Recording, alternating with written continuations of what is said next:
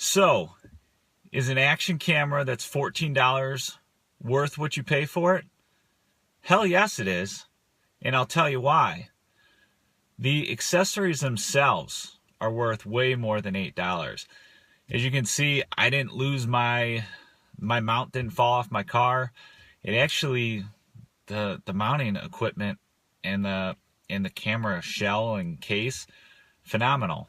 So just buy these cameras for the accessories. They're fantastic.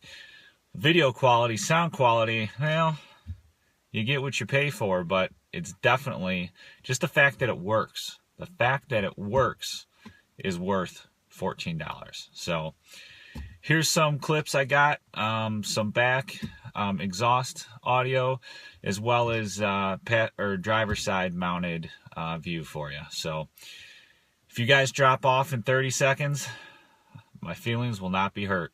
Thanks for watching, guys. Talk to you soon.